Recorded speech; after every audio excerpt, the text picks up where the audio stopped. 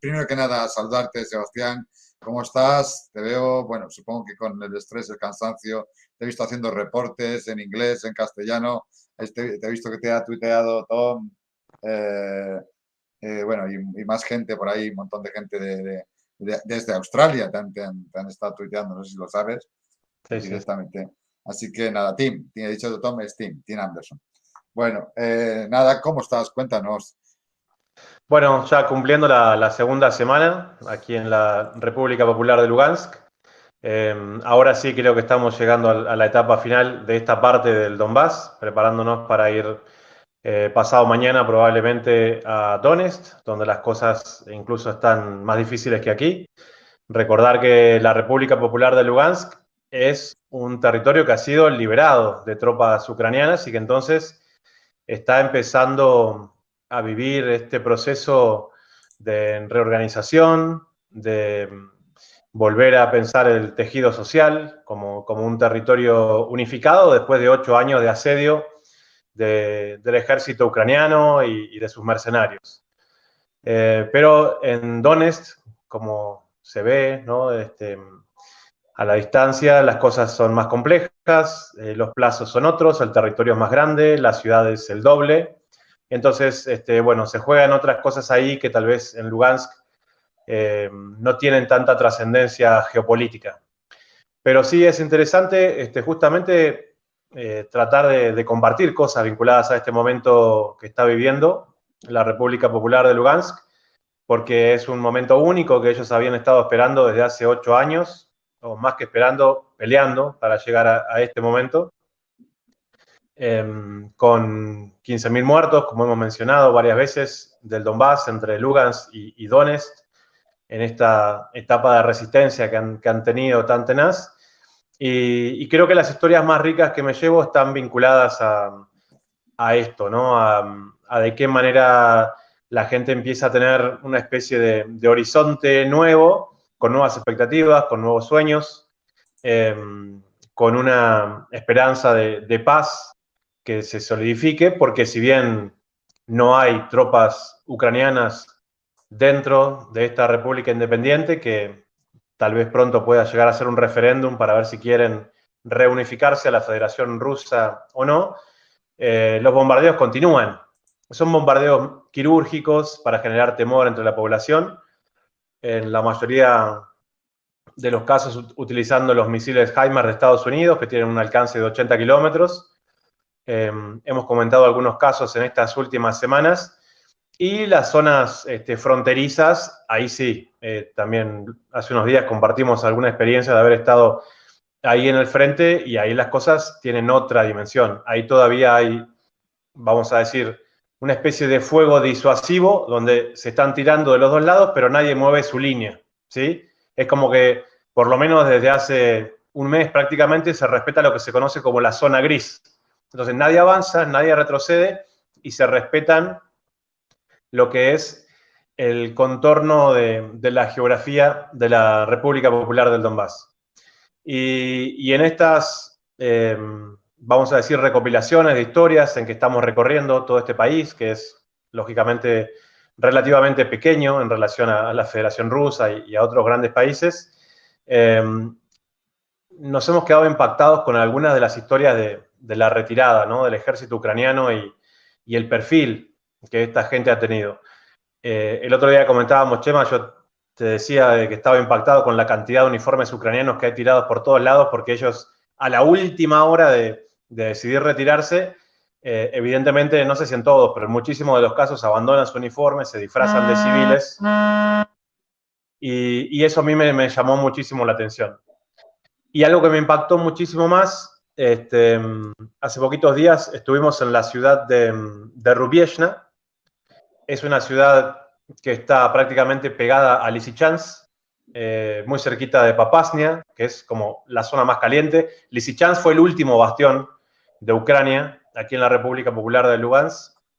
Y en Rubesnia vi algo que me impactó muchísimo, de lo cual yo la verdad que hasta que no vi ese lugar no había leído, no había escuchado nada. Ahora vos me dirás si lo habías visto alguna vez, pero en Lysychansk hay un río que marca como una especie de frontera natural, que históricamente se había usado. Y de un lado de ese río hay una pequeña estación de trenes. Y en esa estación de trenes, por esos azares del destino, de cosas de la guerra, había quedado un cargamento entero de una fila enorme de vagones de tren cargados de amoníaco. Y como vos sabés, el amoníaco es muy explosivo, ¿no? Muy inflamable. Imagínate un tren entero, por decirte, de, no sé, 40 vagones que tienen forma como si fueran un camión que transporta gasolina. Mira, yo por aportar algo al tema, yo en los incendios, en cuanto más peligrosos en cuanto a riesgo de explosión que están, han sido los de... Pues es como el TNT, el nitroglicerina o TNT, pues es los nitratos de amonio, los fertilizantes, todos estos tipos de elementos tienen un componente explosivo brutal. Y yo, los incendios con hongo, con eso que se ve un hongo realmente, han sido con fábricas en las que había nitratos. O sea que... Bueno, ellos, lógicamente, los ucranianos que se iban retirando a esa zona y sabiendo lo que tenía ese cargamento, y en la zona de Rubeshnia hay canteras de piedras, ¿sí? Y en esas canteras de piedras, lógicamente, se rompe la montaña con explosivos. Entonces, como los muchachos ucranianos se pusieron creativos, juntaron las dinamitas de las minas y las trajeron y las pusieron todas debajo de la vía del tren, al cual arriba estaban todo el cargamento de amoníaco. Entonces, cuando ellos se retiran, cruzan el río del otro lado y se ve que evidentemente venían avanzando las tropas de Lugansk y de la Federación Rusa. Desde el otro lado le disparan al tren sabiendo que era lo que ellos mismos habían dejado. Bueno, yo nunca en mi vida vi un cráter de una explosión tan grande. Hemos subido algunas fotos en redes sociales, pero yo te diría más o menos 150 metros de largo el cráter, teniendo en cuenta que una cuadra tiene 100 metros, este cráter tendría 150 metros de largo, unos 40 metros de ancho y por lo menos 20 metros de profundidad. O sea, en una sola explosión lograron levantar esa dimensión de tierra. Imagínate las casitas que estaban alrededor de la estación de tren, está todo pulverizado, no quedó nada absolutamente. De hecho, no se acercaba mucha gente porque nadie tiene tal vez el conocimiento científico de, digamos, si ahí no quedó un residuo que simplemente por pasar por ahí, porque todo esto es muy reciente, puede afectar de alguna manera a la salud.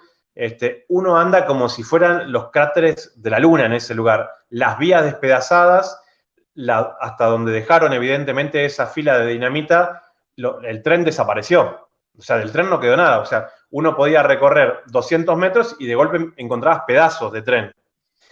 Y, ¿has dejado alguna foto en el Twitter, en tu red social?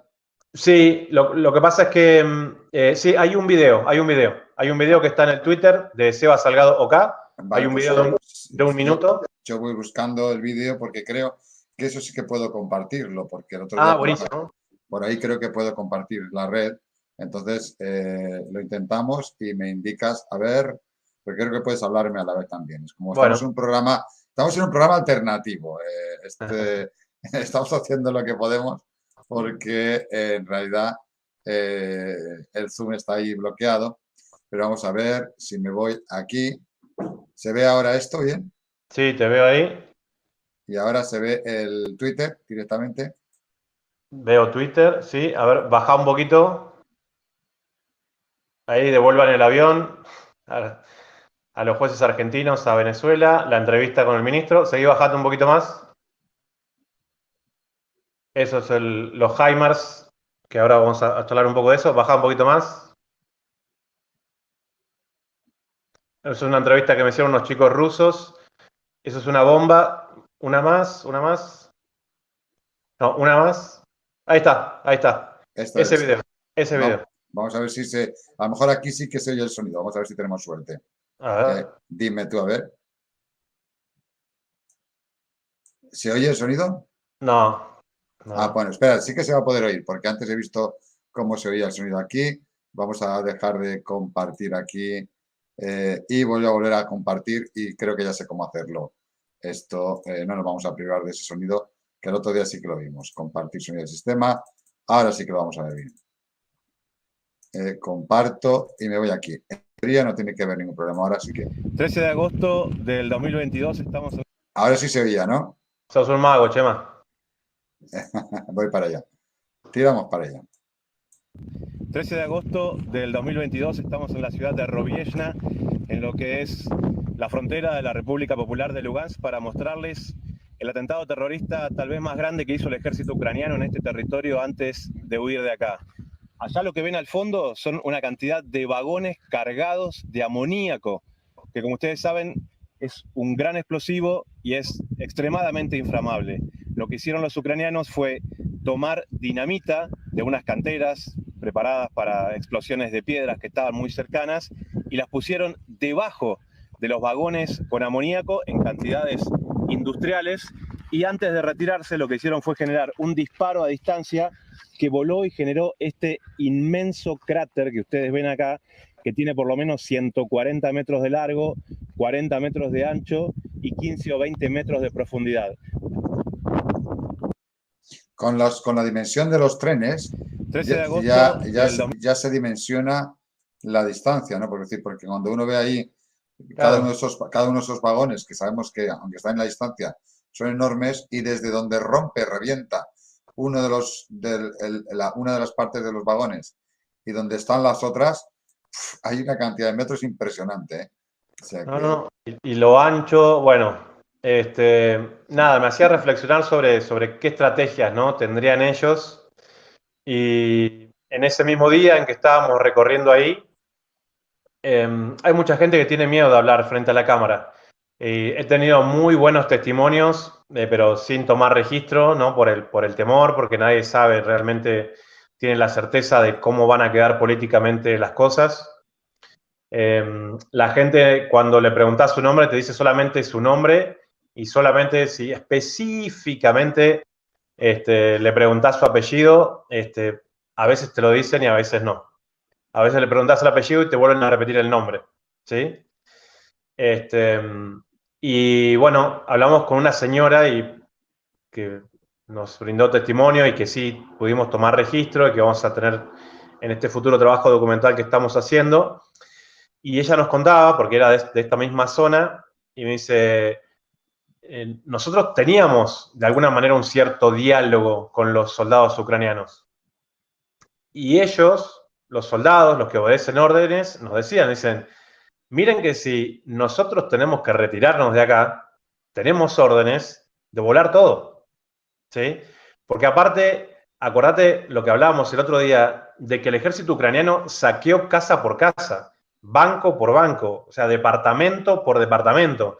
Entonces, para ellos, cuanto más destruido queden las pruebas del saqueo que fueron a hacer deliberadamente, no solamente en esa parte de la frontera, sino prácticamente en todo el país de la República Popular de Lugansk, mejor. Entonces están dispuestos realmente a hacer este tipo de, yo creo que podemos considerarlo de atentado terrorista, ¿no?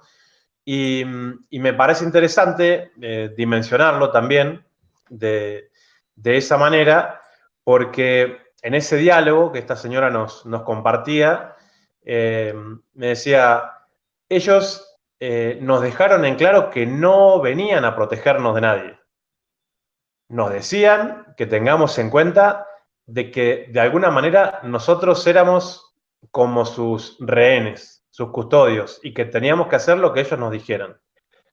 Y en ese sincericidio me parece interesante, ¿no? Por lo menos en la palabra de algún soldado anónimo, que expresaran cuáles eran, ¿no?, las órdenes que tenían expresamente. Y cuando vemos este tipo de atentados, bueno, creo que lo termina como de pintar, ¿no?, de cuerpo entero, cuál puede llegar a haber sido la situación en ese sentido. Y por lo menos para los medios, si uno busca, imagínate lo que significa ese cráter en un pueblo pequeño, no hay mucha información de eso. Yo por lo menos, o sea, nunca lo había escuchado. Seguramente uno podrá encontrar algún registro y demás, pero como son estrategias que no están vinculadas vamos a decir, a objetivos militares específicos, porque era un tren lleno de amoníaco, evidentemente les da vergüenza y articulan con los medios de comunicación con los cuales ellos cuentan, prácticamente toda la prensa europea y estadounidense, para que de este tipo de cosas no se hable. Así que ahí estamos haciendo como este pequeño ejercicio con ganas de compartir, por eso a veces la cara de cansados no es solamente digamos, del trabajo que hacemos en el registro diario y demás, que todos los días tenemos por lo menos 2 entrevistas, sino que también, bueno, estamos dando esa pelea por contar las cosas y eso que vos decías, de que por ahí andaban circulando algunos videos en que ando hablando en inglés, es porque, bueno, acá también se han sorprendido, ¿no? Algunos medios rusos del perfil editorial así tan definido que tenemos nosotros, del cual nos hacemos cargos y aparte nos sentimos orgullosos y no intentamos disfrazarlo de objetividad ni nada por el estilo, porque no somos objetos, porque somos sujetos y porque tenemos conciencia y tenemos una postura definida con todo esto. Al punto de que hoy a la mañana me llamaron del canal Rusia 1, que es el canal más grande acá de Rusia, y grabamos una entrevista y pues, nos pusieron ahí un traductor en directo de español al ruso, porque a veces estos pequeños ejercicios que son microscópicos, que formamos parte de grupos de comunicadores que no traen detrás de sí los medios corporativos, terminan siendo tremendamente significativos, tanto para la gente de aquí, los locales, que se sorprenden cuando les contamos un poco y cuando van viendo el trabajo que vamos haciendo, qué es lo que compartimos en redes sociales, se sorprenden más todavía, ¿no? Aquel video que te contaba la otra vez que hicimos con el grupo de comunicadores de habla hispana, lo he compartido varias veces. Algunos me habían dicho que ya lo habían visto, que ya lo habían conocido, pero por otro lado es una carta de presentación rápida, espontánea y real para mostrar de qué manera nosotros habíamos tomado postura sobre este tema desde hace mucho tiempo y que cuando uno tiene la posibilidad de llegar acá, muy por el contrario de lo que se puede imaginar, de que, bueno, tal vez uno idealizó y llegás y te encontrás con otra realidad, al contrario, uno reafirma todo aquello de lo cual hemos estado investigando y a partir de eso tomando posturas políticas. Habíamos estado de todos modos dispuestos a rectificar.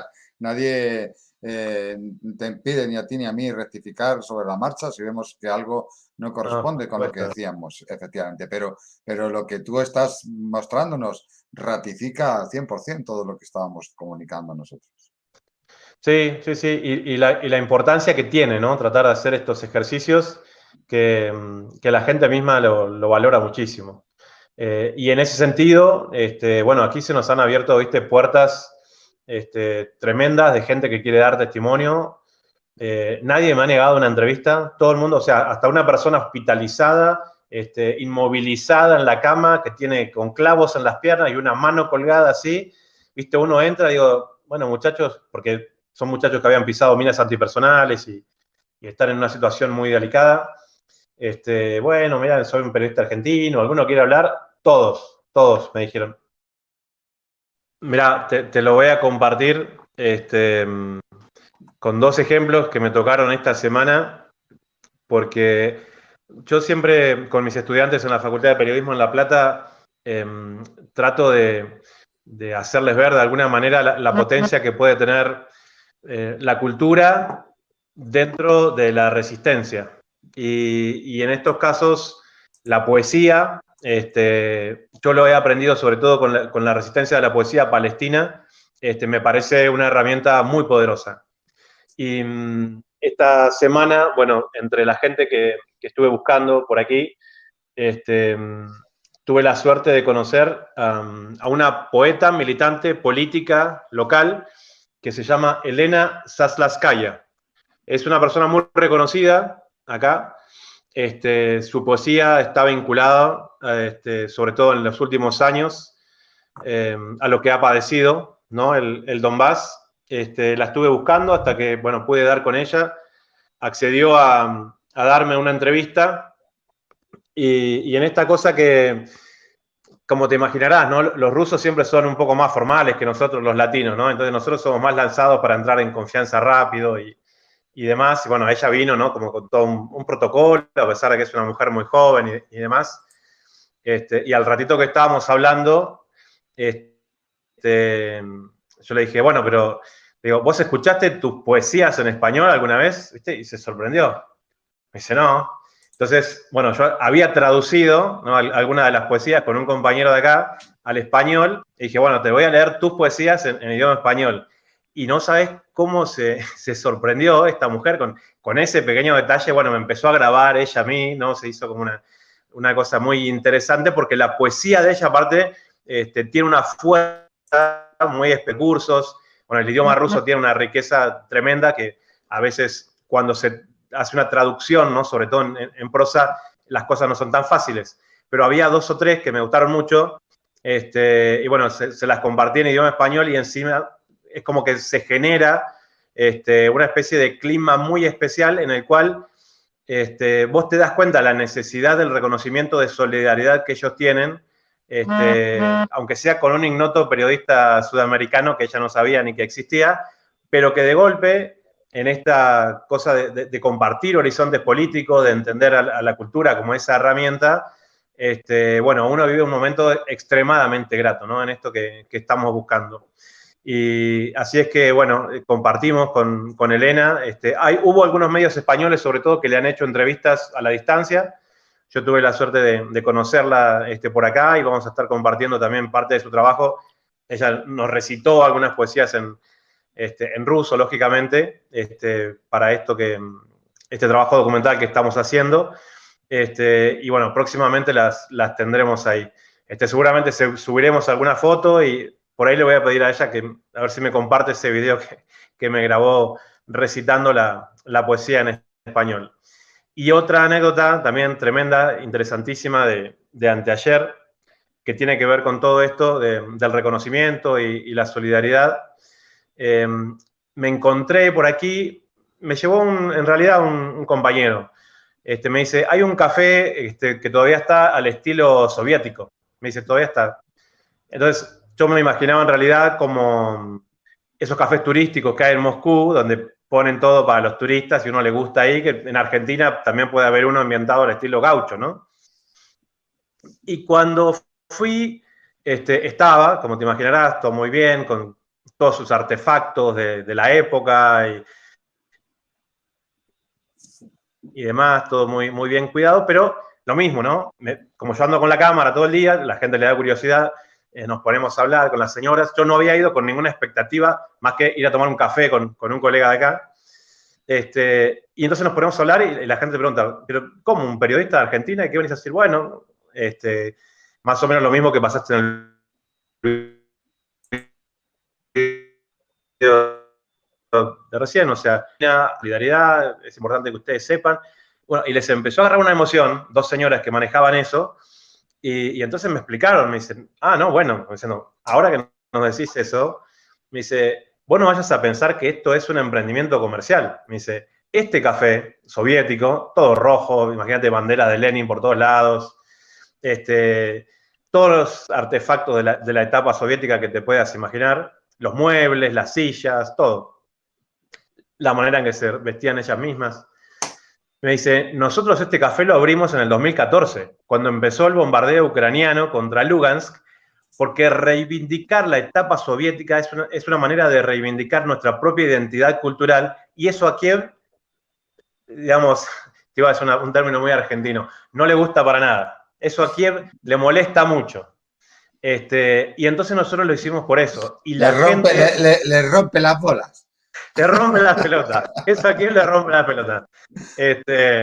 Y entonces me dice, nosotros lo hicimos con esa impronta. Me dice, no es que nos consideremos ni grandes revolucionarias, hemos participado de los movimientos, 2 señoras más de 60 años las 2,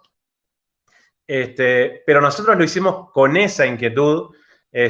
Seguramente me dice, vamos a pérdida con lo que hacemos acá, pero nosotros queríamos que en ese contexto en que ellos amenazaban toda nuestra identidad rusa, que incluye, lógicamente, digamos. Y a través de este café queríamos encontrar un espacio para reproducir eso, ¿no? Bueno, entonces imagínate que la charla se hizo mucho más rica, yo soy muy curioso, le empecé a preguntar por un montón de cosas y demás, y con esta cosa de que, bueno, así como Elena la poeta se asombraba de que yo le había preparado una poesía de ella misma para leer en español, que ella nunca había escuchado, bueno, pues estas señoras, como no sabían como de qué manera agradecerme cuando entendieron el trabajo que estábamos haciendo, primero trajeron así como que sacaron de un lugar especial que tenían, vinieron las dos juntas como quien trae una ofrenda hacia un altar, me dijeron, esta banderita, me dice, no es una imitación, esta banderita con la bandera soviética, una bandera chiquitita, me dice, es de la etapa soviética realmente, la tengo por acá a 1 metro mío, ¿no? Entonces, bueno, imagínate para mí, digo, pero no se van a desprender de eso, digo, porque digo, no deben tener tantas cosas que realmente sean de época, porque la mayoría imitan, ¿no? Bueno, está...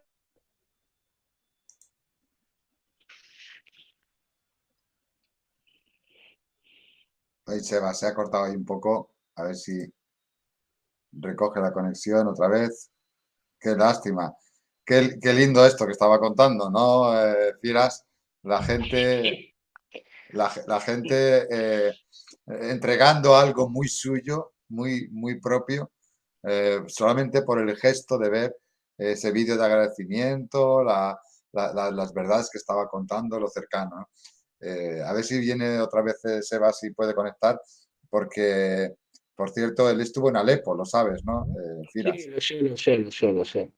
O sea que, Lo sé a través de lo que dijo él y lo sabía cuando estaba en Alepo. Yo vi alguna intervención suya desde ahí, porque estaba documentado como periodista, entonces ya sabemos quién estaba en aquel momento. Había muy pocos y tiene que ser muy valiente para estar en Alepo en aquella época, ¿eh? Donde está ahora mismo está mucho más protegido que cuando la época de Alepo. Es un gran tipo, la verdad. Me gusta mucho escucharlo, pero claro, lástima que la comunicación ni para él, ni para nosotros, ni los que están en redes están seguro aguantando porque tienen paciencia, pero no sé, no hay buena conexión, la verdad. Lástima, te lástima. están contando aquí, Andreas Núñez, que esas historias emocionan. Gracias por compartir. Carlos Chávez, muy emocionante lo que está contando Sebastián. Lástima que la conexión esté fregando la jugada, pero grande Sebas. La entrevista al ministro Nikolayevich es una joya y espeluznante a la vez lo que contaba el ministro de Exteriores de Lugansk. Bueno, la gente a pesar de las limitaciones, está ahí aguantando no solo, sino creciendo. Ahora mismo tenemos 70 personas en directo en el chat esperando que esto se mueva y habíamos empezado con 50, o sea que no solo nos han ido, sino que están aquí aguantando el tirón. Vamos a ver si tiene suerte. Yo le iba a preguntar, sé que desde luego la situación en Donbass ahora es mucho más segura en principio para él que la que era en Lugansk. Ahí te veo, ¿Me Sebastián. ven? ¿Me Sí, escuchan? sí. Bueno, entonces, para terminar de la historia del café soviético,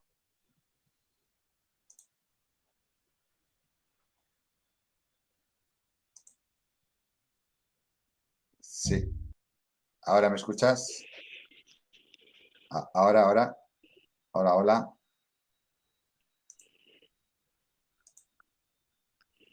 Bueno, decía yo que él realmente está en una situación mucho menos peligrosa ahora en Lugansk, pero en Donetsk la cosa se va a complicar y bastante, porque además no saben desde dónde, está constantemente lanzando bombas allí. Y sí, Sebastián no solo es una persona con con una entrega a su profesión de contar la verdad, de periodista, que es su profesión real además, sino profesor de periodismo de la universidad y periodista ejerciendo siempre, sino que ya sabes, es militante antiimperialista. Y entonces se juntan las dos cosas, una militancia por la verdad como periodista y una militancia antiimperialista también, que no esconde. Y, por ejemplo, ha intentado 3 veces ya entrar en Yemen, no ha podido, ha tenido que venirse de vuelta en 3 ocasiones. Ya te contará en algún rato, nos contará con algún café juntos Firas todas las peripecias, ¿no? Que intentó entrar, en una se la jugó porque empezó a mentir a los guardas y volvió al día siguiente para ver si habían otros guardas y se encontró con uno que era el mismo y bueno, pues casi va para adelante en vez de para atrás. Así que bueno, Claro, sí. es una zona muy peligrosa por el tema de Yemen, pero en la época de Alepo estás hablando de una ciudad, porque prácticamente en Donetsk están a trincheras o 20 kilómetros, por eso hasta Claro. que no se avanza, ya está ahí, no se me escucha nada. A ver, si querés borrar la que no tiene imagen, Chema. Sí, pues la expulso. Vale, ahora me escuchas bien. Yo te escucho, ¿vos? También, perfecto. Estábamos hablando de que Alepo, tú estuviste en Alepo y era una situación muchísimo más peligrosa Sí, de sí. de la que es esta, era terriblemente más peligrosa.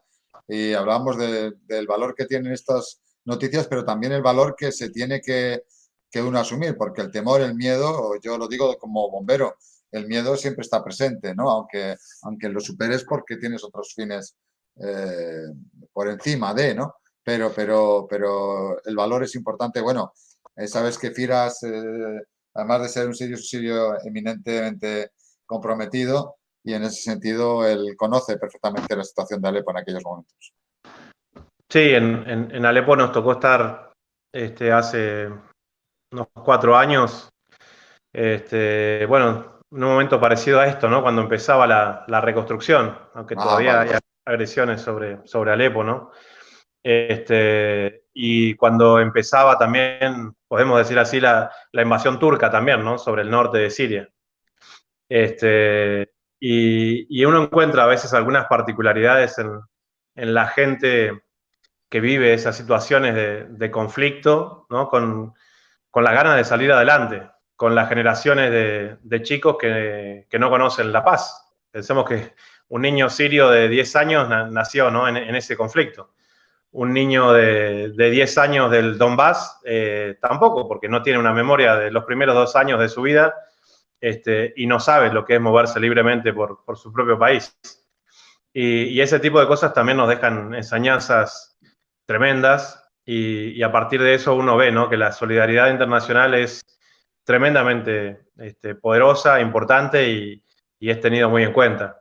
Por eso, con esta gente que veíamos que a través de los espacios culturales uno puede tender lazos tremendamente fuertes e importantes, bueno, nos ayuda a tomar una dimensión de la importancia, ¿no? De estos ejercicios comunicacionales para romper el bloqueo y que no se sientan tan solos, porque es algo que yo he escuchado, ¿no? De muchos pueblos en conflictos. Lo he escuchado a principios del 2000, me acuerdo mucho de los cubanos, decían, en la década del 90 estuvimos muy solos, ¿no? En lo que ellos le dicen el periodo especial. Estuvimos muy solos. Y el resto de América Latina andaba, tal vez, en Argentina estábamos con el despilfarro del 1 a 1, el neoliberalismo, y en Cuba estaban en el periodo especial. Los pueblos necesitan, ¿no? de la solidaridad de otros pueblos hermanos, más allá de las posturas de los gobiernos de cada uno de los países. Y en esas recorridas uno aprende a veces más de una charla con gente de manera espontánea que a veces que de un funcionario mismo, ¿no? Aquí también hemos tenido posibilidad de hablar con altos funcionarios y nos dan un testimonio muy valioso, pero a veces el aprendizaje grande está como en estos pequeños encuentros, ¿no? En los mercados de Siria y de Irán he aprendido como grandes lecciones que no me voy a olvidar nunca. En el mercado de Damasco, por ejemplo, la gente le gusta mucho curiosear y hablar y le llama la atención, ¿no? Esto de un periodista sudamericano que anda dando vueltas en estos contextos y un hombre que vendía alfombras en el mercado de Damasco me compartió una historia interesante que él me contó que en un momento determinado llegaron unas personas y le compraron muchísima mercadería y que él se sorprendió porque tenían dinero en efectivo y eran extranjeros. En ese momento él estaba absolutamente en contra del presidente Bashar al-Assad, con una militancia moderada a nivel político, no militar. Y al día siguiente volvieron y le compraron más cosas y le contaron que eran estadounidenses. Eran 3 hombres en el mercado de Damasco, en Siria. Y le dijeron en realidad que, bueno, ellos tenían algún interés en comprar armas en Damasco. Y entonces este hombre les dijo que sí, que él les podía vender armas. En un mercado de Oriente Medio se puede comprar y vender de todo. Y entonces le dijeron, no, pero armas largas necesitamos nosotros. Sí, o sea, lo que necesiten. Todo se compra y todo se vende. Le pasaron una lista de cosas y le dijo, bueno, de esto yo les puedo conseguir el 60%. Este hombre me lo contó todo en primera persona. Y como él se había mostrado en la charla del día anterior muy en contra del presidente Bashar al-Assad, ellos se envalentonaron más. Y quedó en un lugar que lógicamente no era el mercado, en un galpón, una semana para adelante, hacer la operación, que él les entregaba esas armas y ellos le daban el pago en efectivo. Y este hombre del mercado efectivamente llegó, pero le había avisado a la policía de Damasco que había 3 hombres con pasaporte estadounidense que le querían comprar armas.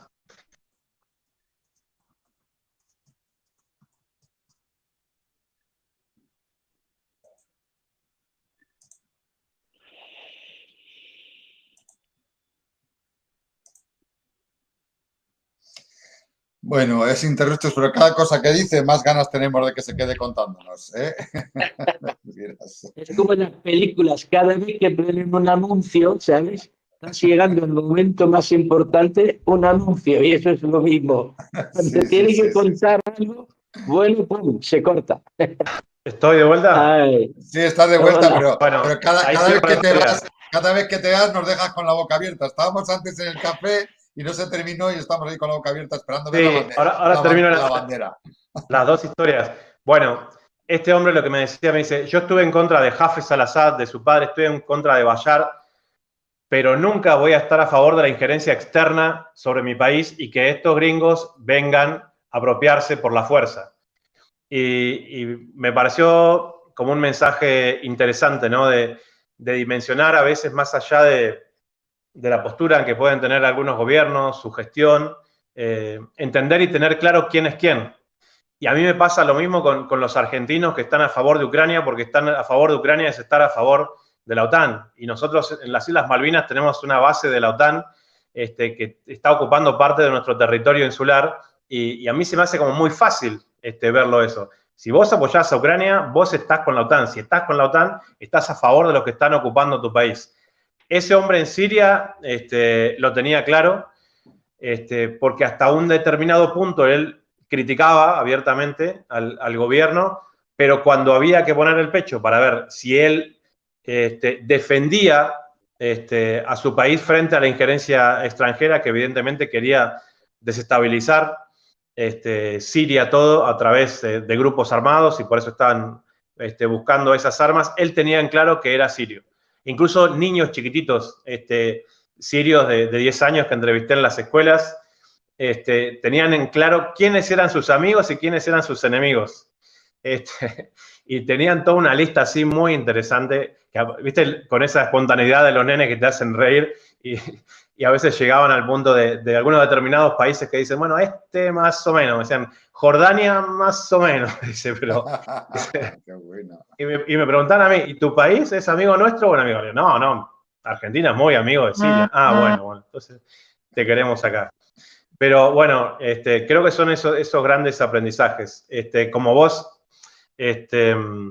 decías, Chema, yo estoy en un contexto donde hay una guerra. Aquí bombardearon la semana pasada un edificio aquí muy cercano. Pero sí me interesa más poder hacer un análisis desde lo social, porque en definitiva quienes están en el frente de batalla están por una decisión propia, defendiendo los ideales o los intereses que ellos crean necesarios. Pero la población civil que está en el medio muchas veces no tiene opciones, y eso genera una situación en la cual el bloqueo comunicacional a esa gente en una situación de opresión militar y demás, bueno, me parece que es como un doble castigo, ¿no? Entonces, si ellos van a pasar por una situación como esa, por lo menos que nosotros estemos haciendo un aporte para que el mundo se entere de qué se trata realmente.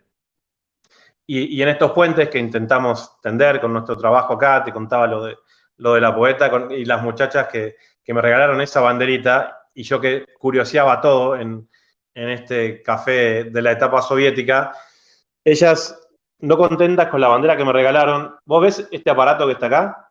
¿Me están escuchando? Sí. Bueno, Sí, es un magnetofono de la década del 60 soviético que me lo hicieron llevar. Es un aparato enorme. ¡Ostras, qué bueno! Con cintas para grabar en audio, claro. No. Pero vos no sabés lo que pesa esta cosa. Ahí lo estuve probando, no sé, lógicamente no tiene cintas y no sé qué, pero cada tanto, bueno, estas cosas ahí se quedan andando. Le falta el de este lado, por acá antes pasaría la cinta. Claro. Bueno, y con esto escuchar música, y aunque no lo creas, este es un equipo portátil que debe pesar más o menos como 15 kilos, porque me explicaban, tiene una manija al otro lado donde la gente se lo ponía, así como los de cassette antiguos que andaban en Estados Unidos ahí con las calles. Bueno, los rusos usaban estos. Bueno, yo transpiré para subir esto en el hotelito donde estoy, donde no hay ascensor. Yo no sé cómo me voy a ir a Donetsk con este aparato soviético que tiene más años que yo, que pesa, yo no te quiero exagerar, debe pesar 15 kilos. 15 kilos. Merece una valija entera para llevarme esto. Y estoy Sebastián, voy y te ayudo yo. Voy en zona de guerra con magnetofono. ¿Vos sabés usar esto? Yo sí, yo he usado uno de esos, que era comparado, era medio de juguete, pero mis primeras grabaciones en audio, no te lo vas a creer, pero eran con una especie de juguetito de no sé si esto de qué marca era, pero de estos que era una simulación de un profesional, pero no lo era, y yo grababa ahí un montón de cosas en audio con cintas que tenía a porrillo. Sí. Bueno, nada, entonces uno queda como impactado, ¿no? Con esas cosas donde el agradecimiento por el trabajo que estamos haciendo es enorme, ¿no? Y entonces, a pesar de que no hacemos una comunicación comercial, lo que nos llevamos es mucho más importante, en definitiva, que un pago de un salario o un acuerdo, porque evidentemente significa algo para mucha gente lo que intentamos hacer acá, y a través mismo de esto que estamos haciendo ahora nosotros con esta charla y con la gente que nos escucha y que lo pueden compartir después, nos alimenta, es esto, o sea, es el acercamiento, es compartir, es entender que la cultura tiende puentes importantes, como ustedes también recién comentaban después, con el deporte pasa absolutamente lo mismo. Y mañana voy a cerrar también con una entrevista de un perfil cultural, que es la historia de la directora de orquesta local de Lugansk, donde se quedó sin músicos, porque todos sus músicos están en el frente de batalla. Entonces no hay orquesta sinfónica de Lugansk. Entonces imagínate que el violinista debe ser artillero y el percusionista, no sé, tal vez están en la infantería. Y me parece bueno recordar eso, porque cuando hablamos de la defensa que se hizo acá, hay que recordar que fue una defensa de un ejército popular. Y yo, en la entrevista que tuve con el ministro de Relaciones Exteriores, se lo volví a preguntar enfáticamente y le digo, a ver, ministro, entre el año 2014 y el año 2022, ¿no hubo batallones de fuerzas rusas dentro de Lugansk?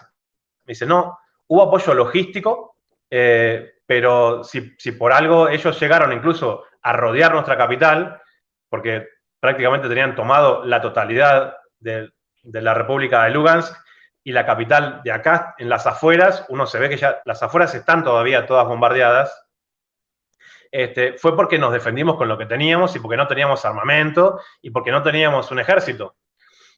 Y las armas que teníamos, Kiev las vino a buscar cuando vieron que esto se estaba formando de alguna manera, vinieron y se llevaron las armas que habían como oblast o como provincia. Y entonces, bueno, uno ve en esos esfuerzos épicos, increíbles, las ganas de salir adelante, pero sobre todo de ser libres, ¿no? De alguna gente, que no puede haber alguien que te diga, desde mañana vos...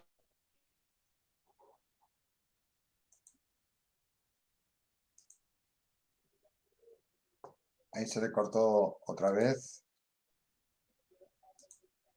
Ahora parece que vuelve a entrar.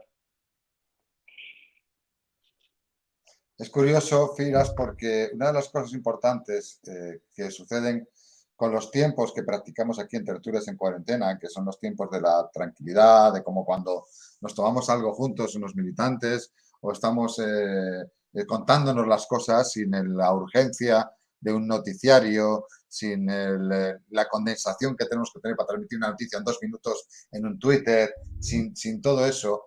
La ventaja que tiene esto es que estamos transmitiendo muchos más elementos, muchos más sentimientos. Estaba hablando Sebastián, no sé si me oías, de esa Sí, ventaja. sí, claro. Y tú, Sebastián, me oías también en el tema ese de los tiempos. Apenas estoy retomando. No, estaba diciéndole a Firas que la ventaja que tiene también este tipo de espacio, Sebas, que independientemente de lo que tú estás grabando para el documental, de las noticias que tienes que transmitir en 2 minutos, de la entrevista que te hacen en el medio local o en una entrevista en un medio extranjero, de los momentos en los que hacemos una mesa de redacción y entras y tienes 10 minutos para contar algo concreto, estructurado. La ventaja aquí es que tú vas soltando un poco lo que has transpirado durante el día sin esa prisa, con esa relajación, con esa tranquilidad, y nos transmites mucho más de lo que parece, ¿no? Aquí ahora que tengo a la gente pidiendo, por favor, que muestre la bandera, Bueno. que no pueden quedarse sin verla y todas estas cosas. A ver, pará, dame un segundo que, a ver, apago la cámara para que no se... Y busco un poco acá. Que no se te vean los calzoncillos encima de la Claro, cama. sí, eso es. Firas y yo no nos íbamos a asustar. Sí. A ver, sí, acá estoy viendo que eran 3 cosas en realidad. Bueno, esta Ahí es estamos. realmente de la etapa soviética. Me dijeron expresamente que no es una copia. Y también, me estoy acordando ahora, que me dieron esto que representa una pirámide que en este momento no me estoy acordando y mi vista no me da para leer la escritura que tiene porque es muy chiquitita. Adentro tiene como la representación de un monumento que me hicieron la historia, pero a esta hora ya estoy muy cansado. La volveré a leer y la volveré a estudiar. Nada, me parece impactante, ¿no? Ese tipo de encuentros y todo lo que uno se puede llevar. Hay una cosa muy importante, Sebas, cuando entramos en un espacio, si es un espacio extranjero, muchas veces descubres otras culturas y las otras culturas ves que en realidad en lo humano somos tan iguales todos y notamos tantos, incluso culturas muy diferentes en el sentido del humor, en todo, como es la China, a la hora del trato humano somos totalmente, vivimos en los mismos pulsos, ¿no? de emocionales. Pero cuando se trata de estar con gente que ha pasado traumáticamente una situación, como es una guerra o como es un desastre humanitario, ahí también notas unas similitudes y una intensidad en las relaciones brutal. Es decir, esto no es lo mismo que si tú te pasas un día por una tienda de Bruselas y conoces a alguien y se ríe contigo por un chiste o opina políticamente como tú. No va por ahí. La transmisión de lo que te están dando ellos es otra cosa, ¿eh? No, totalmente, porque ¿sabés qué pasa ahí, Chema? Yo lo he notado. A ellos les pesa la propaganda que están haciendo rusófoba en todo el mundo y sienten esa carga de decir, pero todo el mundo está pensando que nosotros somos invasores, que nosotros somos crueles, y nosotros no tenemos nada que ver con todo eso. Le digo, hay una parte del mundo que le están queriendo hacer creer eso a ustedes, pero estén tranquilos que la historia de ustedes es otra, nosotros la conocemos bien y venimos acá a hacer un aporte, ¿no? En ese sentido. Y no sabes cómo les cambia la cara cuando uno le da ese mensaje que es tan simple, ¿no? En definitiva. Y acá, por ejemplo, cuando un hombre, ¿no? Como yo, saluda formalmente a una mujer, no sé qué, entre los hombres nos damos la mano aunque no nos conozcamos. Pero he visto que cuando es una mujer ni siquiera se le da la mano, mucho menos beso, mucho menos. Entonces, cuando es un hombre que no conoce a una mujer, te la presentas y le decís hola nada más. Bueno, hola. Si es un hombre, le das la mano.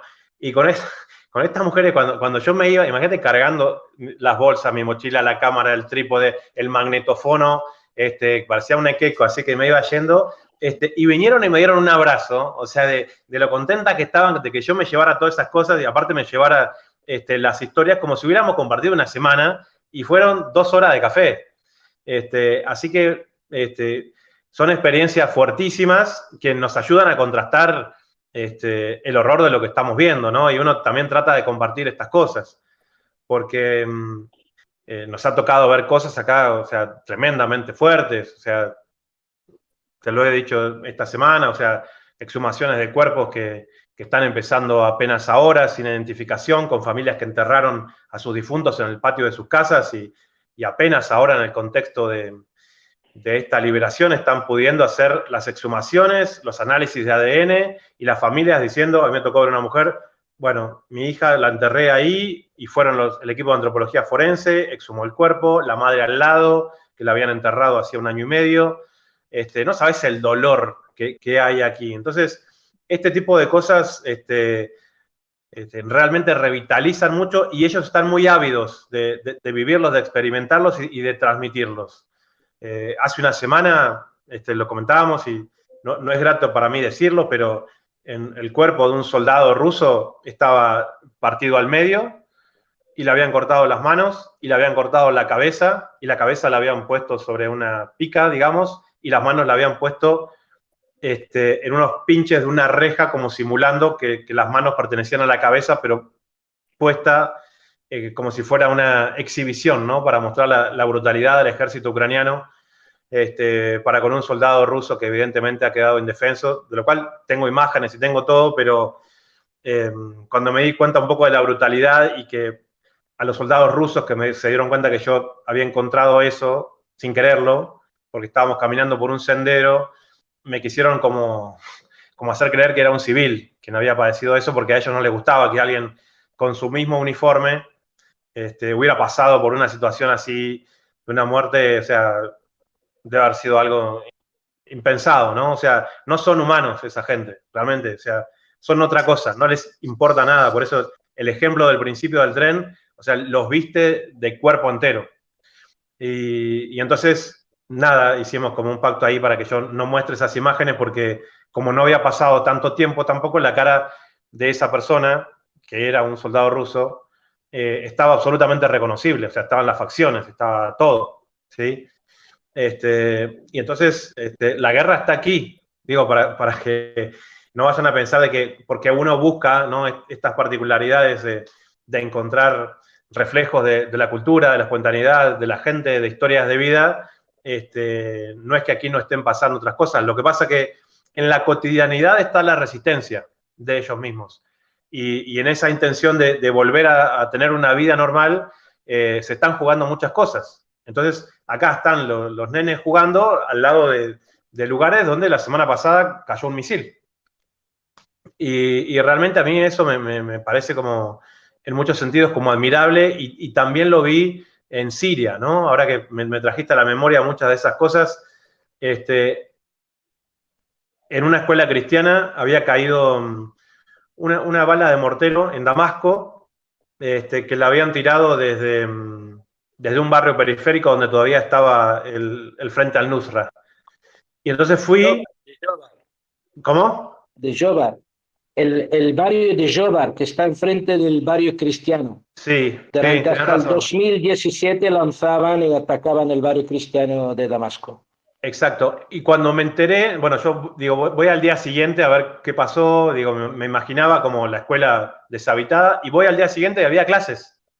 Estaban todos los nenes ahí, me dicen, sí, la bomba cayó ayer en el techo, por suerte no le pegó a nadie, rompió los vidrios y demás. Y le digo, pero hoy vuelven a dar clases, y una maestra me dice, sí, me dice, nosotros sentimos la misma responsabilidad que un soldado en el frente, nosotros la tenemos en la escuela.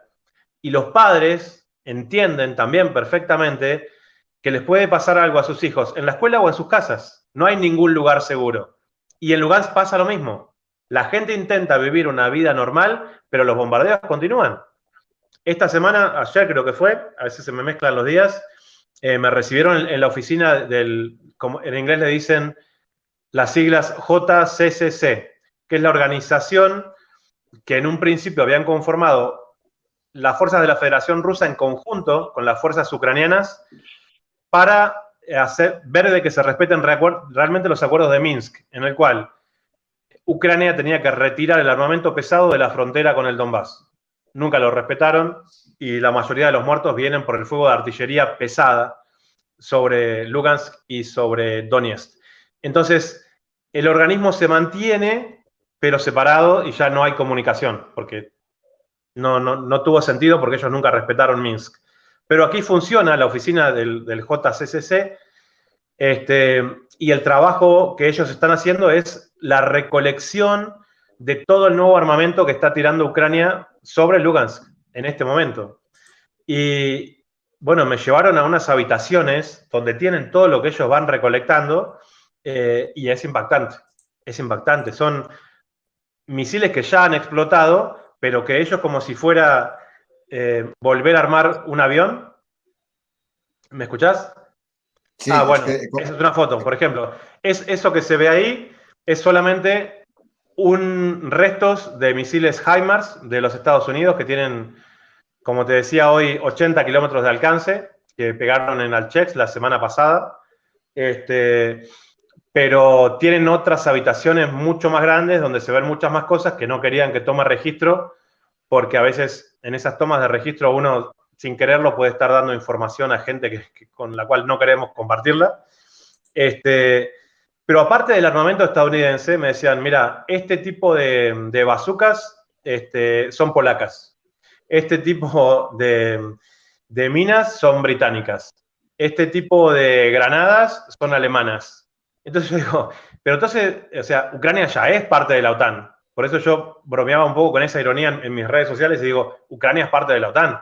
O sea, no importa si firmaron un tratado ya o no, evidentemente, si tienen todo ese tipo de respaldo de los países miembros de la OTAN para ser usado contra población civil, porque es lo que están haciendo en este momento, bueno, evidentemente debería haber organizaciones internacionales que pongan énfasis utilizando todo lo que está recolectando la oficina del JCCC, que es esta organización del Tratado para la Pacificación y la Regulación de las Fronteras, porque es impactante realmente.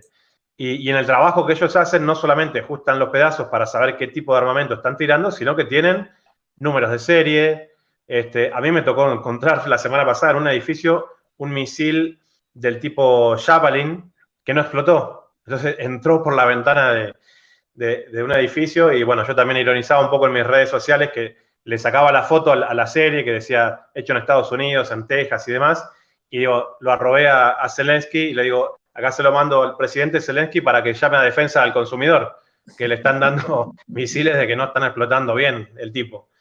Pero realmente que en ese contexto la gente de acá intente vivir vidas normales, que sigan escribiendo poemas, que sigan abriendo cafés que reivindiquen su identidad rusa, que una directora de orquesta esté esperando que vuelvan sus músicos del frente de batalla, bueno, nos llena de admiración y nos llena de un orgullo de saber que hay gente con ese nivel de sacrificio simplemente por querer vivir una vida en libertad, ¿sí? Nosotros, nuestro prócer, el gran general José de San Martín, en Argentina decía, seamos libres, que lo demás no importa nada. Y yo creo que tiene mucha razón en ese sentido, porque si uno no tiene como país el nivel de independencia que merece, el resto de las decisiones políticas realmente no van a tener mucho margen de acción para generar un estado de bienestar sobre el conjunto de la población total. Y acá nos siguen dando lecciones. Nos dieron lecciones en la Segunda Guerra Mundial cuando enfrentaron a los nazis, nos dieron lecciones en la Primera Guerra Mundial. Aquí tienen un par de tanques británicos como trofeos.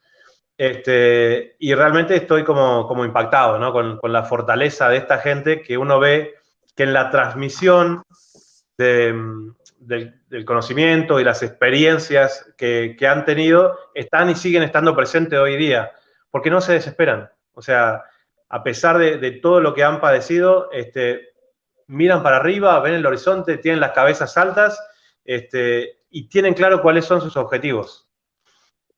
Esta semana hablaba y algunos colegas de acá que saben mucho de historia me decían, vos pensás que nosotros como imperio ruso, ¿no? Y como historia me dice, los mongoles nos tuvieron dominados 300 años. Y yo pensaba por ahí que esta etapa del clavo final del ataúd, como joven vos y Nicola siempre, podemos pensar en los Estados Unidos como los mongoles de la actualidad. Si uno lo ve, o sea, con la historia milenaria que tienen los Rus de Kiev, de qué manera tuvieron las conquistas territoriales que ellos tuvieron, contra quienes se han enfrentado en su historia. Estados Unidos, en realidad, para ellos, si lo vemos en tiempo y espacio, no son mucho más que los mongoles. Estados Unidos tiene 250 años de vida y los mongoles acá estuvieron 300 años dominando. Entonces, cuando uno ve las cosas en perspectiva, fíjate si se hubieran rendido ante los mongoles, porque los mongoles aparecían a caballo y acá todavía no dominaban el caballo como herramienta de transporte para la guerra. O sea, los mongoles eran despiadados y evidentemente acá habían formaciones que no tenían la capacidad de hacer frente a ese tipo de ejército. Y sin embargo, hay una identidad, con esto viste que los rusos hablan mucho de la madre Rusia, que identifican la territorialidad con el concepto de madre, viste que es muy interesante que en la canción que Rodina, por el video, Rusia Mama, ¿no? Mamá Rusia, está muy presente. Es muy interesante eso, y lo tienen a flor de piel. Y evidentemente es algo que Occidente no termina de entender del todo, porque creen que amedrentando, utilizando a Ucrania como el campo de batalla que Estados Unidos elige para enfrentar a Rusia, pueden llegar a amedrentar a un gobierno que en realidad trae detrás de sí una historia milenaria. Y esto que quieren hacer ahora es justamente lo que no pasa. Dicen, la guerra de Putin, las decisiones de Putin, se levantó Putin en febrero y decidió hacerle la guerra a Ucrania y bombardearlo. Eso es todo lo que no es. Ellos lo saben, pero tratan de hacer de cuenta de que eso no existe, porque Estados Unidos no trae detrás la historia que trae la Federación Rusa, el Imperio Ruso, la Rusia soviética, que todavía tratan de reivindicar abriendo cafés de la etapa soviética. Entonces, bueno, son grandes aprendizajes. Uno viene acá pensando que va a poder, de alguna manera, hacer un aporte comunicacional y en realidad se lleva un enriquecimiento, ¿no?, tremendo de las experiencias que te dan este tipo de contextos, y en tanto en cuanto podamos seguir compartiéndolo con la mayor cantidad de gente posible, sobre todo porque no hemos venido para ningún medio en particular, sino como periodista independiente. Hoy hice un reporte para Prensa Latina, por ejemplo, o sea, así de onda, como decimos nosotros, y con todo el gusto del mundo. Bueno, ahí estamos para eso. Fíjate que lo de la tierra milenaria, pues imagínate Siria, que es casi la cuna de la humanidad, o sin casi, y qué viene enseñarles ahí ellos desde Estados Unidos. Y sobre lo de la libertad, yo no sé si viste, hice no creo que hayas tenido tiempo, pero hice una pequeña ponencia ayer con la gente de Venezuela y una de las cosas que decía, aunque no lo expresé exactamente de esa misma manera, pero era como la gente que se cree que vive en libertad en Occidente, que viven sometidos, en realidad es como ese pájaro que está en una jaula, tiene el comedero con la comida que le ponen, tiene el bebedero, le limpian las cacas, pero en realidad está viviendo preso en una jaula. En cambio, el que está luchando contra un bloqueo en Venezuela o en Cuba, o está luchando contra el imperio en Siria, en realidad vive mucho más libre que todo esto que está enfrentando, que nosotros en teoría no estamos enfrentando, ¿no? O sea, en realidad esa libertad también es la que reivindica la libertad de sentirse soberano e independiente de ese imperio, ¿no? Que es el imperio que, como dices, está cayendo, está cayendo. No quiero detenerte demasiado más, pero bueno, que sepas que aquí hay un montón de gente saludándote, diciéndote que eres un comunicador social, comunitario, revolucionario, que debe dar y transmitir la voz de los sin voz, que gracias por informarnos desde Chile, desde Argentina, desde muchos sitios. Y bueno, pues... ¿Hay alguna pregunta en el chat, Chema? ¿Hay alguna pregunta? Lo voy mirando. Le doy palabra Afiras también pues tiene alguna pregunta y yo voy mirando comentarios y voy mirando yo aquí. Yo, Sebastián, tengo dos preguntas.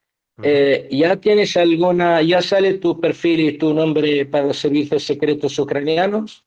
Primero, porque tú sabes todo lo que está moviendo dentro, lo que veo periodistas, incluso una alemana, una francesa, incluso el Alexis, que es un soldado normal, español, colombiano, ya está su nombre, su foto, cómo se llama, etcétera, etcétera. Y segundo, si Telesur ha intentado directamente conectar contigo de alguna vez en directo, yo creo que será muy importante para la transmisión para toda Sudamérica a través del poder que tiene Telesur. Será muy importante para esta causa porque el relato tuyo humano del día a día de la gente que vive ahí es muchísimo más grande que el relato a nivel geoestratégico, militar, porque todos por una manera u otra manera tenemos información. Simplemente estas dos cosas. Bueno, lo primero, sí, yo les decía, creo al principio, aquí cuando le preguntás a la gente cómo se llaman, dicen solamente el nombre. Tienen una preparación y uno a veces viene con una ingenuidad donde se muestra de cuerpo entero y la manera de entenderlo, el nivel de seguimiento que nos están dando en las últimas semanas es que el LinkedIn, viste, no sé si lo usás, pero es una red social donde uno pone el perfil para cuestiones laborales y ahí está mi currículum vitae y esta semana me decía, bueno, ¿dónde trabajan las personas que están mirando tu perfil? Porque te da eso también, ¿no? Uno puede ver de otros, pero te avisan que lo están mirando. Y bueno, estaba en primer lugar en el tiempo que estaban mirando mi perfil de LinkedIn en la Secretaría de Estado de Estados Unidos. Entonces, digo, bueno, evidentemente me han dado un lugar que no me esperaba para nada. Pero bueno, sí, desde allá ya evidentemente están pendientes de cuál es nuestro perfil profesional. Imagínate con los servicios de inteligencia que tienen acá, porque ahora, sobre todo en esta parte, viene la etapa de los servicios de inteligencia, sobre todo. La gente es muy cuidadosa con quién habla.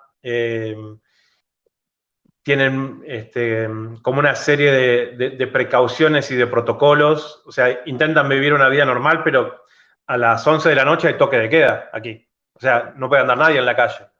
Entonces, está como la vida funcionando normal hasta las 9 de la noche, 9:30 empiezan a cerrar los cafés, a las 10 ya no queda prácticamente nadie y el nivel de seguridad que intenta tener todo el mundo es importante. Y en ese sentido, muchos me han dicho que, bueno, que los servicios de inteligencia ucranianos operan y fuerte, como se imaginarán, todavía aquí dentro de Lugansk. Lo que pasa es que no tenemos el margen como para generar un sistema de seguridad. Apenas tenemos el margen para venir a tomar un registro de video y después que sea lo que tenga que ser, ¿no? Y tampoco tenemos nada que ocultar y creo que a veces también este tipo de enlaces que generan como reportes de cuál va siendo en el último lugar donde estamos, también son importantes para mí y a mí me dan cierta seguridad también, ¿no? Hay veces que en otras coberturas de guerra donde yo no usaba las redes sociales porque antes eran como un poco más antisocial y nada, yo me iba y después hacía un documental y no hablaba con nadie. Sí, yo tenía una persona que me iba dando un seguimiento a la última ciudad que había estado, yo me reportaba y si después se corta la comunicación, sabían que por lo menos en esa es la última zona donde yo me había comunicado. Pero eso era parte de un trabajo. Ahora yo realmente siento este acompañamiento con un montón de gente en redes sociales, como lo están diciendo ahora, que me doy cuenta que están pendientes, ¿no? Porque saben que es una zona conflictiva, donde más allá de las posibilidades de que tengamos algún impacto por armas de fuego, por explosiones, como ha pasado. O sea, hoy mismo una compañera militante de la Federación Rusa, también comunicadora, manejando con su vehículo, pisaron una mina y murió hoy. Y a mí me pasó la semana pasada que, bueno, yo pisé a medio metro de una mina antipersonal que yo no la vi. Es como una tapita de gaseosa, de chiquitito. Y la gente que estaba conmigo me avisó, pero yo no pasé a medio metro porque lo hubiera decidido, sino porque simplemente estaba mirando para otro lado. Y entonces simplemente caminar por acá es tremendamente peligroso. Así que bueno, nada, nos encomendamos a la Virgen de Guadalupe y ahí le damos para adelante. Y en relación a Telesur y otros medios amigos, sí estamos en comunicación directa con muchos de ellos. Yo he sido director de información de Telesur en Caracas, viví un tiempo. Y ahora estoy en comunicación con Alejandro Kirk, que él está como corresponsal de Telesur en Rostov. Hoy estuve en Rostov, no, en Donetsk. Hoy estuve hablando con él justamente. Y bueno, yo creo que con Alejandro Telesur tiene una muy buena cobertura. Sí es cierto que Alejandro hace la cobertura formal del informe como de parte de guerra, ¿no? Prácticamente. Y después cada uno va encontrando su perfil. Yo siento que lo más importante que uno se puede llevar de acá es contextualizar geopolíticamente a partir del conocimiento que uno va teniendo de las sociedades en las cuales uno puede compartir, y después es una herramienta muy poderosa para hacer análisis al futuro, ¿no? Yo, sin ser sirio, me animo a decir ciertas cosas de Siria que la experiencia me ha dado por haber estado trabajando un tiempo allá, o puedo hablar de Venezuela porque conozco algo de la idiosincrasia. En México me pasa lo mismo, y uno se lleva esas cosas. Pero yo creo que hay una articulación, hay una solidaridad de la cual somos parte y siempre estamos a disposición. O sea, yo soy corresponsal para América Latina de Hispan TV, de Irán, pero en este caso ellos bueno, no han estado interesados en mi cobertura. Entonces, bueno, me he dado estas libertades que en realidad las estoy disfrutando muchísimo también, porque a veces cuando uno está cubriendo para un medio, existe el celo del medio de que uno no esté compartiendo la información de la cual ellos organizaron con tanta gente, porque si no decir, bueno, nosotros pagamos esta cobertura, queremos todo para nosotros. Esa es la filosofía tradicional, ¿no? de los medios de comunicación. Nosotros hemos venido aquí con otra, y intentamos compartirlo de esta manera. Creo que el trabajo que está haciendo Telesur es muy bueno. Han hecho una mancuerna ahí con Hispan TV por primera vez, pero creo que tendría que haber mucho más. Yo creo que tendríamos que ser aquí, no sé, 10 periodistas por lo menos hablando español en el Donbass, y no lo somos. O sea, en Lugansk, de Argentina, yo soy el primero que viene en este contexto. Y bueno, no han venido de muchos países de América Latina, pero lo que pasa es que a Kiev han ido tal vez 100 periodistas argentinos, y aquí ninguno. Y eso lo valoran muchísimo. Y bueno, termina siendo el reconocimiento que nos llevamos, que a veces está representado en un magnetofono soviético, a veces en un abrazo y a veces en un poema en español. Mira, aquí Amexaj Hosten dice: desde un planeta soñador, os envío saludos antiimperialistas, revolucionarios a Sebas y demás gentes. Che, la ternura es un acto de insurgencia civil, que decía el Che también, ¿no? Bueno, hay saludos de muchísima gente. De México, por cierto, como tenemos mucha gente de México, si quieres decir brevemente tu relación con México, porque tú trabajaste allí también tiempo, ¿no? Sí, soy mexicano. Yo nací en Argentina, pero mi familia es del estado de Guanajuato, mi padre, mi abuelo. Y entonces, bueno, en el año 2000, cuando en Argentina tuvimos el famoso corralito y no sabíamos qué hacer con nuestras vidas y estábamos empezando a hacer un camino profesional, bueno, el destino nos llevó hacia México, donde México nos trató muy bien, y todo lo que es el inicio de mi trabajo periodístico profesional, fueron 10 años en México. Entonces, nada, es parte de mi vida, lo siento como mi país, con todas las cosas lindas, con todas las cosas feas que tiene. Me pasan con México las mismas sensaciones que tengo con Argentina. O sea, yo puedo criticar cosas de Argentina, que es donde nací, porque lo siento parte de mi propia identidad, y con México me pasa lo mismo. Con el resto.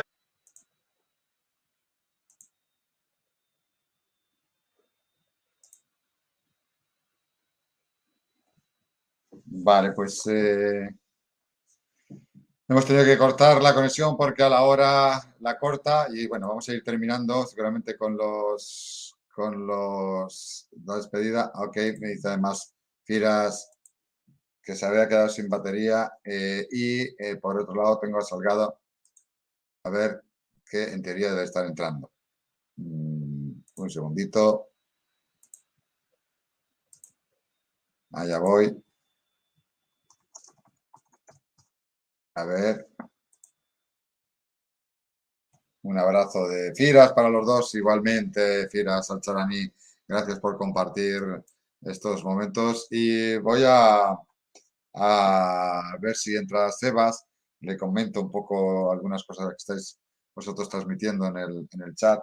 Como siempre, qué importante es esta conexión. Fijaros, él está viviendo y conviviendo también con nosotros ese espacio dentro desde Lugansk. Él está en estos momentos, esta hora que está compartiendo con nosotros, pues está viviendo con nosotros ese espacio también que de cierta seguridad, ¿no? También estamos transmitiendo con todo este tiempo mucha seguridad también a su gente, a su familia, bueno, seguridad aparente, porque evidentemente el riesgo, como ha dicho, es de una mina que te pilla a 2 pasos.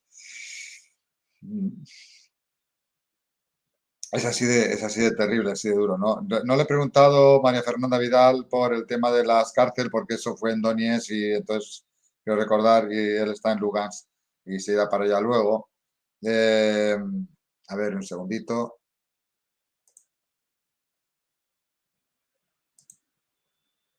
A ver, sí, en teoría tiene que estar entrando.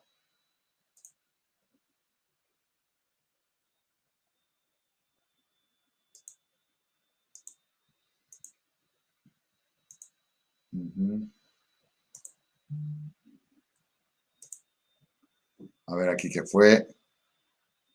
Me está dando un dato, supongo. A ver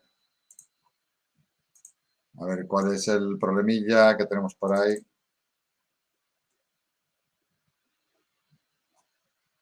Ah, no, qué lindo.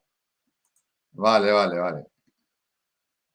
Me está dando el poemario de poemas de guerra de Elena Zaslavsky, Irene Zugasti-Herbás, y traducción Irene Zugasti-Herbás, ¿no? El pan negro, en ruso y algunos poemas más, ¿no? Impresionante.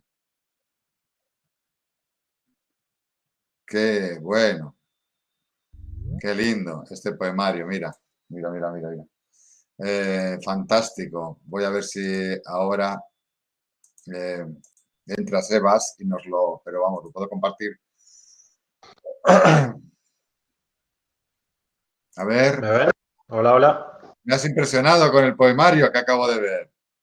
Bueno, yo no sé cómo sacarme de acá y poder ver la pantalla, pero si lo abrís, Sí, ahí vas a ver algunos que están en español. sí. El que yo le leí a ella, que me gustó mucho, se llama Estos rusos. Así que en voz de Chema Sánchez vamos a poder escuchar algo de la poesía de Elena. Vas a ver que te va a gustar mucho.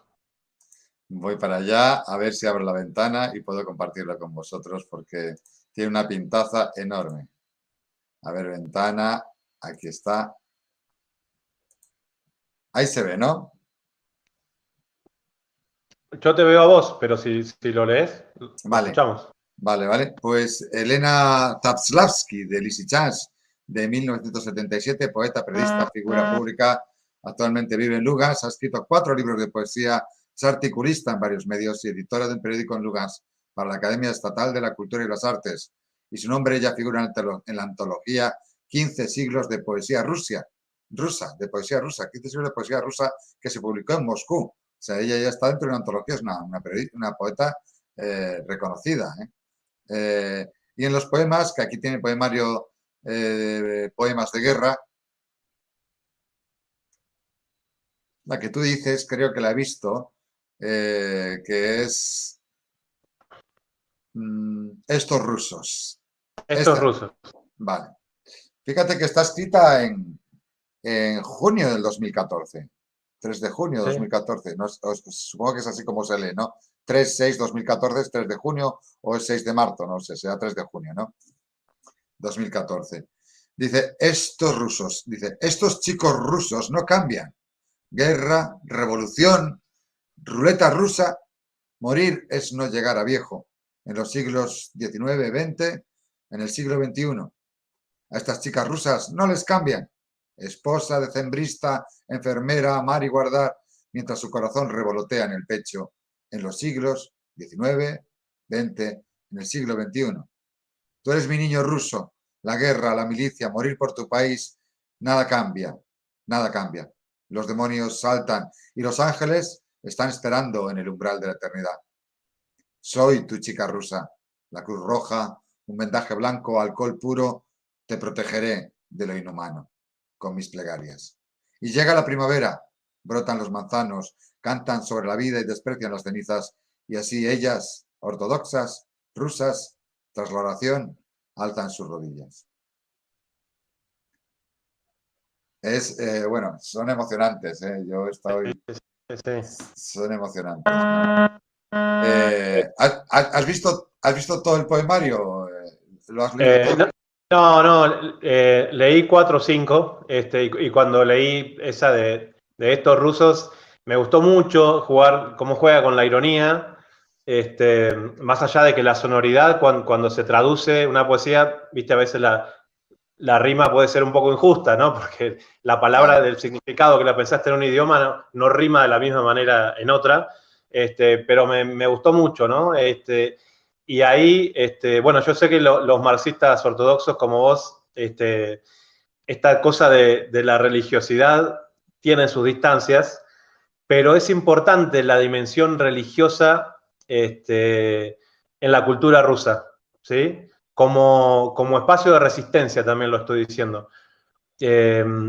Porque fíjate qué interesante que una de las primeras cosas que hizo Kiev para empezar a tomar distancia de Moscú, incluso antes del año 2014, es que la Iglesia Ortodoxa de Kiev dejó de reconocer al patriarca Kirill.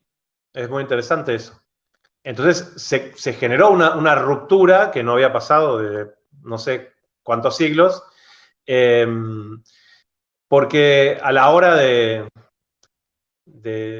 ir al frente de batalla, yo creo que la religiosidad, y en el momento que los hombres se encuentran solos, tal vez hay un llamado último a un impulso que justifique lo que estás haciendo. Y a veces ese resguardo de la fe juega un papel muy importante.